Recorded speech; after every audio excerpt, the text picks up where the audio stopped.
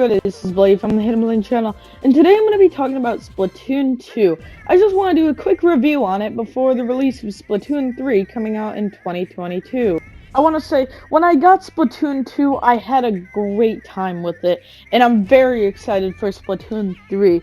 And there are some things that I hope in Splatoon 3 Nintendo improves upon, but Splatoon 2 overall was a pretty solid Splatoon game, especially exceeding Splatoon the original, which didn't have too much to do besides the main mode.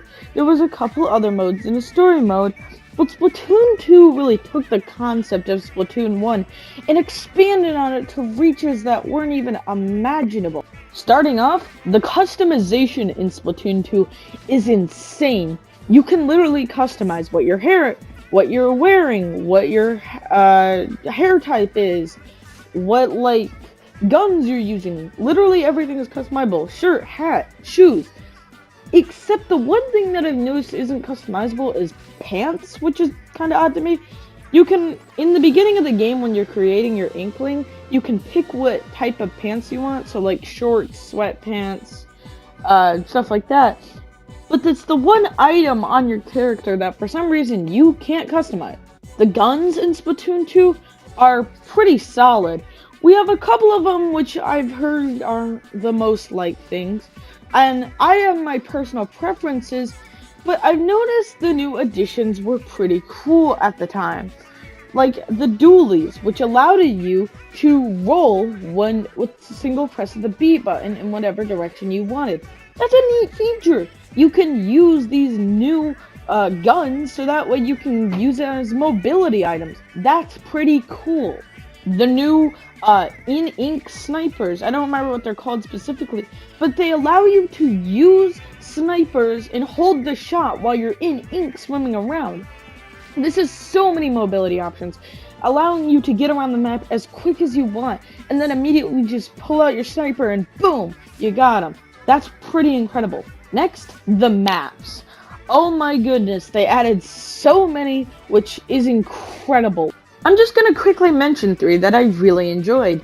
Like Wahoo World, which is an amusement park that allows you to run around and just kind of go wherever you want. There are certain areas where it's themed like rides that you can go near. It's a pretty cool looking map. Mako Mart. This is one of my favorites. Whenever I see that it's playing, I'm very excited. There's so many areas to run around, certain ledges that you can't always get up to, but when you can, it's pretty neat. Just the entire map is pretty incredible. And Humpback Pump Track, it's one of the lesser maps, but I do want to put it on here as it has so much area for you to run around and battle your enemies. There's a lot of mobility allowed on this map. Where other maps, they have steep walls. This one's pretty simple, as there's kind of an area in the middle that you're able to swim more around and run around more clearly without having to swim up walls. Also, I want to mention the newest feature in Splatoon 2, Salmon Run. Salmon Run was quite a fun game mode. You got basically instructed by a character who only speaks through a microphone, Mr. Grizz, to go to a map which allowed you to get a certain set of items that Grizzco, the company you are working for in this scenario, supplies you. So you're getting these certain weapons and you're fighting off many salmonoids. For those of you who have played the story mode, which I assume would be most of you, it's pretty similar to when you're fighting octolings, except they don't have too many more guns and they're not as quick. There are also special types of salmon that have super abilities, like one that has a kind of bomb attached to its head that it throws off at you and explodes. There's a sniper who keeps a ray on you, but you gotta take its cannons, you gotta take its pans and pots from below it, and you gotta take those out from underneath him, so that way he falls and you're able to kill him and get golden eggs. All the bosses drop golden eggs, which you collect on your back, and then proceed to put them in a net. The more golden eggs you get, the more rewards and bonuses you get, such as certain cosmetic items. You're able to get just bonus points, XP, stuff like that. It's a very neat feature. The last thing I want to mention, which could be the coolest depending on your opinion, is the Octo expansion. This was incredible. This is if you took the story mode and you ramped up the difficulty. The story mode was more for the casual consumer. This was something that any kid at GameStop could just pick up, buy, go home and play. Octo expansion, you had to like Splatoon to buy this. You could buy it, but you probably wouldn't complete it, because it was decently tricky.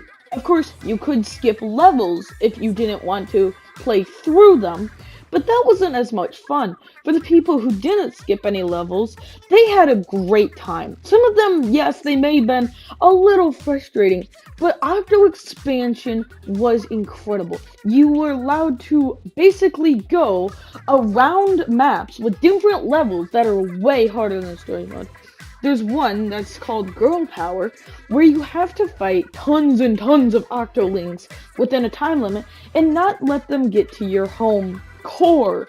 So if they splat your core, you lose. This is incredibly challenging, and I personally have not beat it myself, but every time I do it, it is a decent fun time. So if you have not bought Octo Expansion yet, you are in for quite the ride. Also, you get to fight Agent 3, the character from Splatoon 1. That's awesome! So if you haven't picked up Octo Expansion, I do recommend you do that and play it before Splatoon 3. And I think that's where I'm going to wrap it up for today, everybody.